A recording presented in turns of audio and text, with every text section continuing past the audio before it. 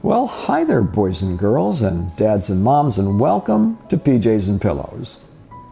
Tonight's book is called Hugo and the Impossible Thing. The story is by Renée, Felice Smith and Chris Gabriel, and it's illustrated by Sydney Hanson.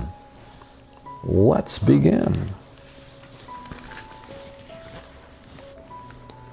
At the edge of the forest stood the impossible thing.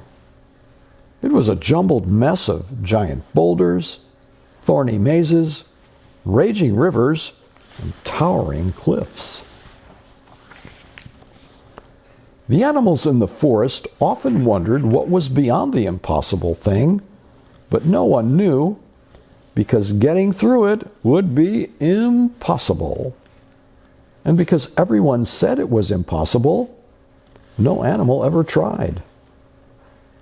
Until one day, a curious little dog named Hugo sat near the edge of the impossible thing and thought to himself, "How do we know the impossible thing is impossible if no one's ever tried to get through it?" On his way home, Hugo visited his friend Mr. Bear, who was lumbering around in his cave. "Hey, Mr. Bear," said Hugo, "do you think I could make it through the impossible thing?" "Of course not," Mr. Bear replied. "If anyone could make it through the impossible thing, it would be someone big and strong like me." "Have you ever tried?" asked Hugo. "Well, no," admitted Mr. Bear. "Because the impossible thing is impossible." "I see," said Hugo. "Well, tomorrow, I think I'm going to try." Hugo visited Little Fox, who was pondering in her den. "Hey, Little Fox," said Hugo, "do you think I could make it through the impossible thing?" "No way," scoffed Little Fox. "If anyone could make it through the impossible thing, it would be someone quick and clever like me." "Have you ever tried?" asked Hugo. "Not a chance," said Little Fox, "because I'm clever enough to know impossible things are impossible." "I see," said Hugo. "Well, tomorrow, I think I'm going to try." Hugo visited Miss Otter, who was bathing in her pond. "Hey, Miss Otter," said Hugo, "do you think I could make it through the impossible thing?" "I'm sorry, but no," Miss Otter replied. "If anyone could make it through the impossible thing, it would be a skilled swimmer like me." "Have you ever tried?" asked Hugo. "Of course not," said Miss Otter. "It's just as they say, impossible." "I see," said Hugo.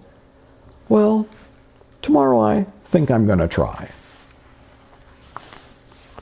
Hugo visited old Mr. Goat, who was balancing on a branch way up in his tree. "Hello up there, old Mr. Goat," said Hugo. "Do you think I could make it through the impossible thing?" "Definitely not," old Mr. Goat grunted. "If anyone could make it through the impossible thing, it would be an expert climber like me." "Have you ever tried?" asked Hugo. "Why would I?" replied old Mr. Goat. "I've lived in this forest longer than anyone, and the impossible thing has always been impossible." "That's what I've heard," said Hugo. "Well, tomorrow, I think I'm going to try." As curious little Hugo began to fall asleep that night, he thought to himself, "Everyone keeps telling me the impossible thing is impossible, but no one has ever tried to make it through the impossible thing.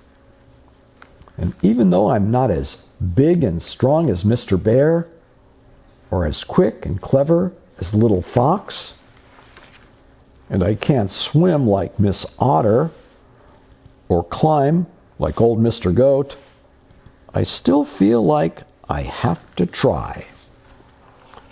And so Hugo drifted off to sleep and dreamt of the impossible thing and what might lie beyond it, and of being the first in the forest to get through it.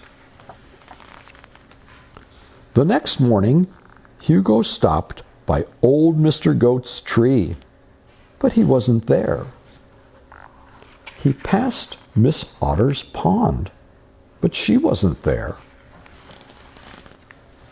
Little Fox wasn't in her den, and Mr. Bear wasn't in his cave.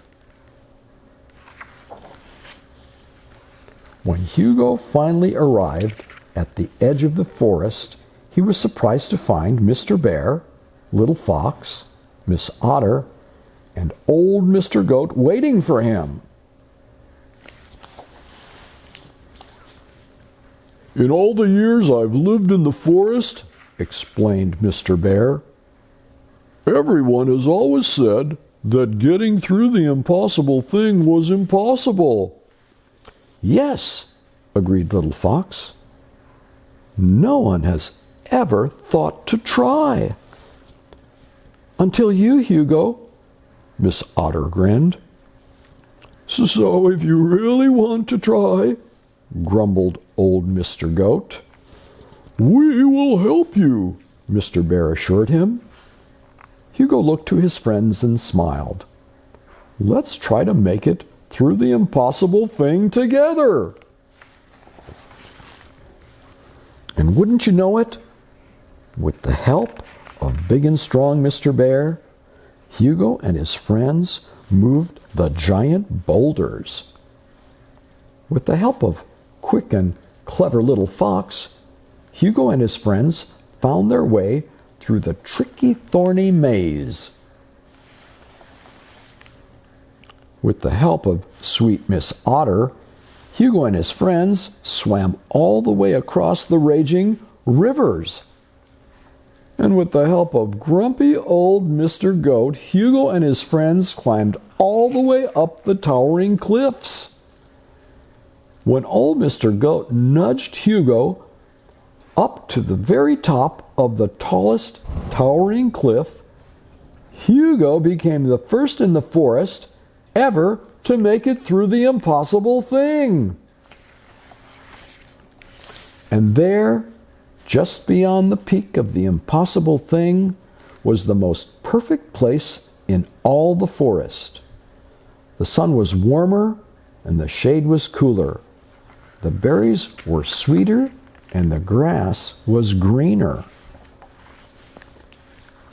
Hugo, Mr. Bear, Little Fox, Miss Otter, and old Mr. Goat spent the rest of the day there and many days after. And from that day on, thanks to curious little Hugo and his most supportive friends, the impossible thing became known as the extremely difficult but absolutely positively possible thing. And that is the end of the story. So, brush your teeth, give hugs to the people that you love, and have sweet dreams. Good night.